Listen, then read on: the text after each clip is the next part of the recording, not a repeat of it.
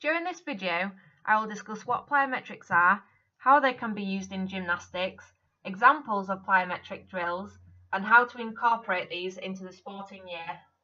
Plyometrics is a type of high-intensity training exercise used to improve or enhance sporting performance. Plyometrics are also essential in the later stages of rehabilitation.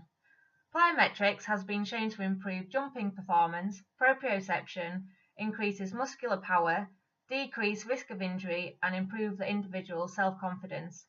Plyometrics incorporate strength, power, and speed to produce maximal force over the shortest amount of time. Plyometric training causes eccentric lengthening of soft tissue fibers followed by a sudden concentric contraction. This is called a stretch-shortening cycle.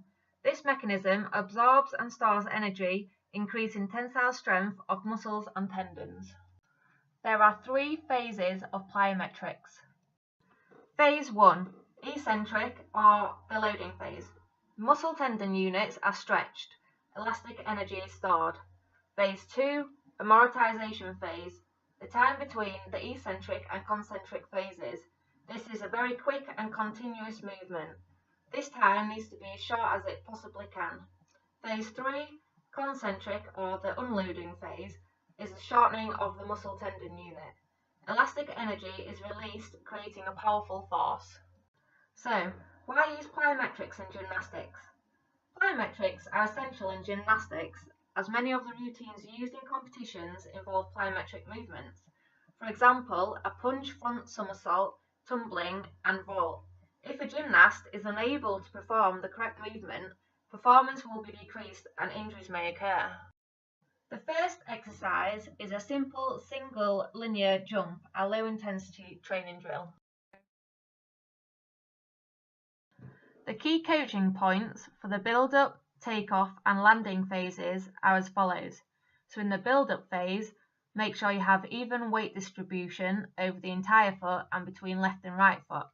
Simultaneously flex hip, knees and ankles. Tilt the trunk slightly forwards. This is usually the same angle as the tibia. Arms behind the midline of the body and head facing forwards. During the take-off phase, swing the arms forward and drive out of the ground by extending hip, knee and ankles. This will give you enough force to propel forwards.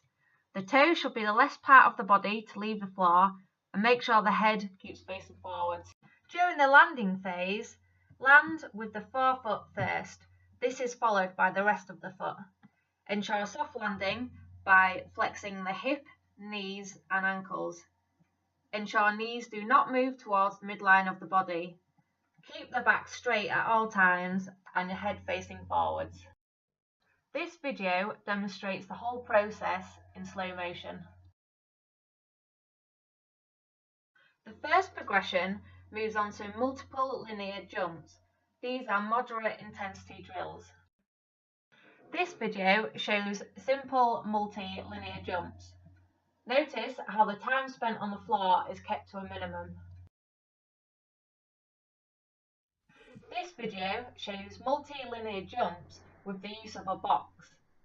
Ensure time spent on the floor is kept to minimal again, and once on the box, make sure you step off after the training drill.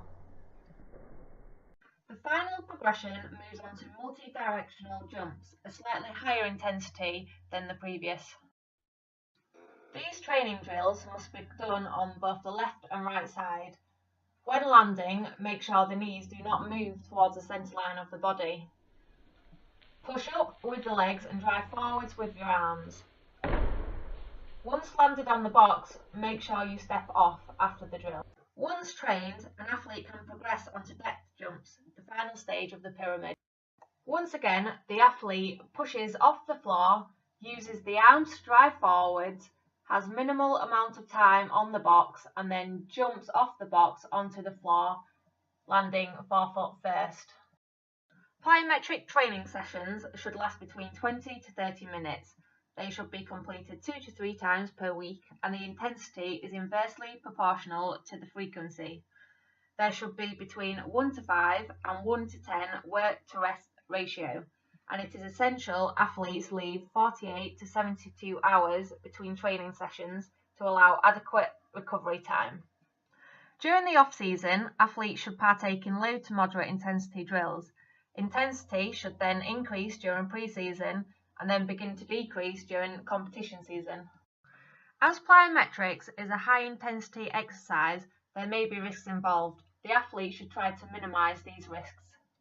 If used correctly, plyometrics can enhance sporting performance.